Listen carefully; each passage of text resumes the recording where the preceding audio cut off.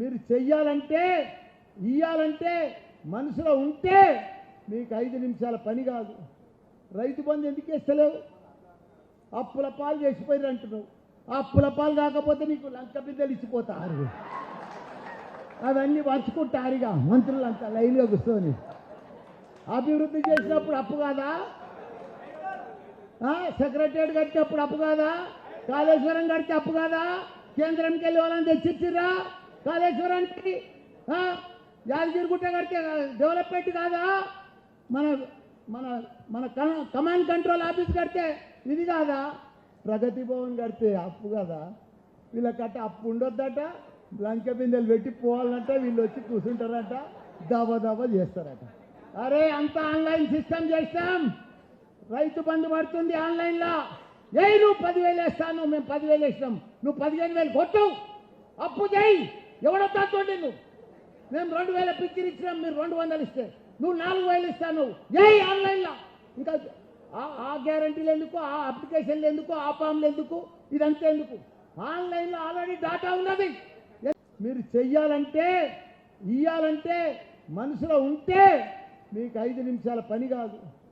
రైతు బంధు ఎందుకు ఇస్తలేవు? అప్పుల పాలు చేసిపోయారు అంటున్నావు. అప్పుల పాలు కాకపోతే నీకు లంక బిడ్డలు ఇచ్చిపోతారు. అవన్నీ పంచుకుంటారుగా మంత్రులంతా లైన్గా కూర్చొని. అభివృద్ధి చేసినప్పుడు అప్పు కాదా? సెక్రటరియట్ కట్టినప్పుడు అప్పు కాదా? కాళేశ్వరం కడితే అప్పు కాదా? కేంద్రంకి వెళ్ళి వాళ్ళని తెచ్చిచ్చిర్రా కాళేశ్వరానికి? యాదగిరిగుట్ట కడితే డెవలప్మెంట్ కాదా? మన మన మన కమాండ్ కంట్రోల్ ఆఫీస్ కడితే ఇది కాదా? ప్రగతి భవన్ కడితే అప్పు కదా? వీళ్ళకట్ట అప్పు ఉండొద్దట, లంక బిందెలు పెట్టి పోవాలంటే వీళ్ళు వచ్చి కూర్చుంటారట, దబా చేస్తారట. అరే అంతా ఆన్లైన్ సిస్టమ్ చేస్తాం. రైతు బంధు పడుతుంది ఆన్లైన్లో. నువ్వు 10,000 వేస్తాను, మేము 10,000 వేసినాం, నువ్వు 15,000 కొట్టు, అప్పు చేయి, ఎవడొద్దా చూడండి. నువ్వు మేము 2,000 పిక్చర్ ఇచ్చినాం, మీరు 200 ఇస్తే నువ్వు 4,000 ఇస్తాను. ఆన్లైన్లో ఇంకా ఆ గ్యారంటీలు ఎందుకు? ఆ అప్లికేషన్లు ఎందుకు? ఆ ఫామ్లు ఎందుకు? ఇదంతా ఎందుకు? ఆన్లైన్లో ఆల్రెడీ డాటా ఉన్నది. ఎంతమంది పిక్చర్ పోతుందో అంతమందికి వేసే 4,000 కూడా నాపుతున్నారు.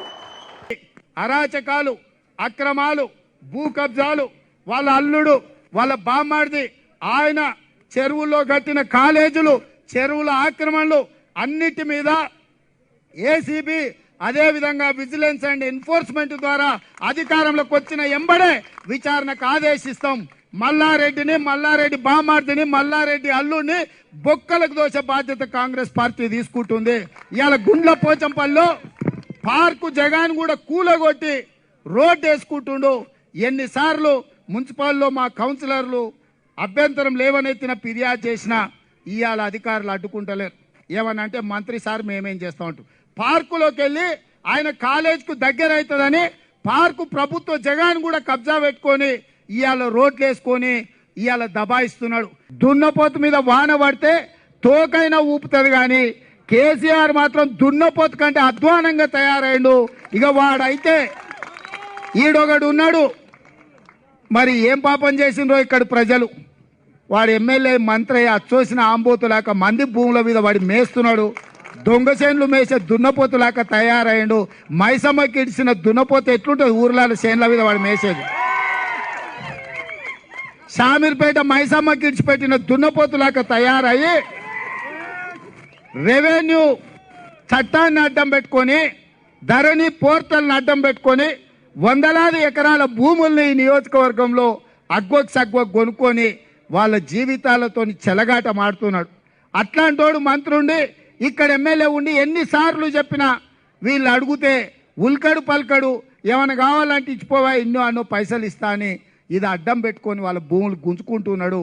నాకు తెలిసి రెవెన్యూ విలేజుల్నే మా వాళ్ళు అంటుర్రు, ఒకసారి చూడాలి. ఈ మధ్య కాలంలో 150 ఎకరాల దాకా ఈ లక్ష్మాపూర్ గ్రామంలో మూర్చింతలపల్లి కేశవాపూర్లా ధరణి పోర్టల్ అడ్డం పెట్టుకొని పాస పుస్తకాలు లేవని చెప్పి 150 ఎకరాల అగ్గొకి ఈ మధ్యలోనే కొన్నాడని మా మిత్రులు చెప్తున్నారు. ఇవాళ నేను అడుగుతున్నా, ఈ ప్రాంత ప్రజల ద్వారా లక్ష్మాపూర్ ప్రజల తరఫున ఇప్పుడే వస్తోస్తగాడు ఆగిన కుమ్మరి ఎల్లవ్వ, మా మీడియా మిత్రులు చూసిండ్రో లేదో, ఆమె ఇల్లును రోడ్ వైడనింగ్ లో ఆమె జగా గుంజుకుండ్రు. అనా పైసా ఆమెకు నష్టపరిహారం ఇయ్యలే. 4 ఫీట్లు రోడ్డు పైకెత్తి కేసీఆర్ దొరవనికి రహదారి వేసుకుంటే ఆమె ఇంట్లోకి పోనికే దర్వాజా లేదు, కిటికీ లేదు, గూనలాకున్నది. గూనలకెళ్ళి పిల్లి పోయినట్టు లోపలికి వంగొంగిపోయే పరిస్థితి కుమార్ ఎల్లవ్వ పరిస్థితి వచ్చిందనంటే ఆమె వాళ్ళ కోడలు అల్లుడు వారొస్తే ఇంటి నిండా నీళ్లు ఉంటున్నాయని చెప్పి కిరాయికి పోయి ఉండాల్సిన పరిస్థితి వాళ్ళకు వచ్చింది. కుమార్ ఎల్లవ్వని అడిగిన ఎట్లా బతుకుతున్నావు తల్లి అని. ఏముంది నాయన, ఇన్ని కుండలు తెచ్చుకొని అమ్ముకుంటున్నా. ఈ తహసీలోడు మల్లారెడ్డి వచ్చినప్పుడల్లా పోయి దండం పెట్టినా, కనీసం నాకు ఇల్లు కట్టిండ్రి, నేను పేదదాన్ని, నాకే జగా ఉంది, ప్రభుత్వం అన్నది కదా స్థలం ఉన్నోళ్లకు పేదోళ్లకు 3 లక్షల రూపాయలు ఇస్తాం ఇల్లు కట్టుకొని, కానీ గవర్ని పీరి లేకపోతే డబుల్ బెడ్రూమ్ ఇల్లు కట్టుకోనికి 5 లక్షలు ఇస్తామన్నారు కదా, అదన్నా ఇవ్వండి. ఏది కాకపోతే నా జగా గుంజుకొని రోడ్డు వేసుకున్నారు కదా, నా జాగా కన్నా నష్టపరిహారం ఇస్తే నేను ఒక అర్ర కట్టుకొని గౌరవంగా బతుకుతా అని చెప్పినా అని కుమారి ఎల్లవ్వ చెప్పింది. ఆడ మీరు చూసిరు కల్వర్తు కట్టిండ్రు, అవతలి ఇవతలికి నీళ్లు పోయే కల్వర్తు ఆమె ఇంట్లో తీసుకొచ్చి పెట్టిండ్రు. ఇవాళ వాన వస్తే ఇంటి నిండా నీళ్లు నిండితే ముసలామె పెద్ద మనిషి 70 ఏండ్ల దాకుంది.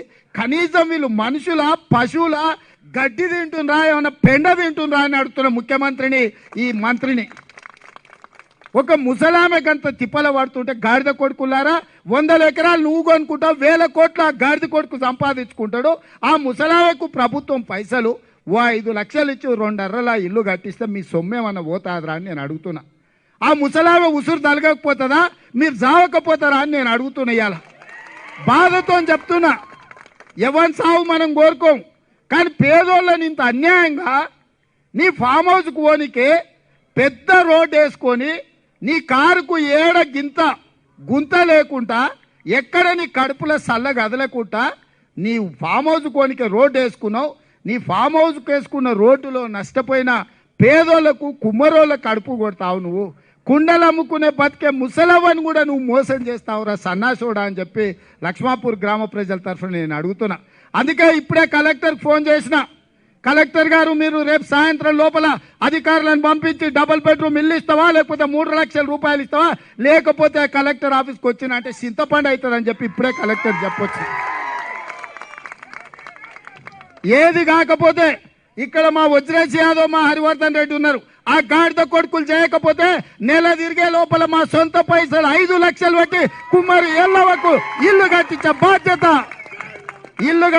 బాధ్యత ఎక్కడైతే గతంలో ఆమె గౌరవంతో బతికిందో ఆమె జగాలనే కాంగ్రెస్ పార్టీ నాయకులు వజ్రేష్ యాదవ్, హరివర్ధన్ రెడ్డి, మా జడ్పీటీసీ గారు ఇద్దరు కలిసి 5 లక్షల రూపాయలు పెట్టి ఆ ఇల్లు కట్టుకుంటారు. వారం తిరిగే కల్లా వాళ్ళే వచ్చి ముసలవ్వతోని టెంకాయ కొట్టిపించి ఆమె అప్పటి వరకు ఉండనికే ఇల్లు కిరాయికి తీసుకొని ఇయ్యండ్రు అని చెప్పి మా నాయకులకు నేను ఆదేశాలు ఇస్తున్నా. ఆమె ఇల్లును ఆమెకు ఒక మంచి 2 అర్రల ఇంట్లో కిరాయికి పెట్టి 3 నెలలు తిరిగే లోపల కుమారి ఎల్లవ్వకు 2 అర్రలు మంచిగా కట్టించే బాధ్యత ఇవాళ కాంగ్రెస్ పార్టీ తీసుకుంటుంది. ఇట్లన్నా ఈ సన్నాసులకు సిగ్గు వస్తుందేమో, ఇట్లన్నా ఈ సన్నాసులకు లజ్జ వస్తుందేమో, ఇట్లన్నా ఈ సన్నాసులకు సీము నెత్తురు ఉంటే ఆ ముసలమ్మను మోసం చేసినందుకు ప్రభుత్వం వైపు నుంచి ఏమన్నా పథకం ఇస్తారేమో అని చెప్పి మేము ఆశిస్తున్నాం.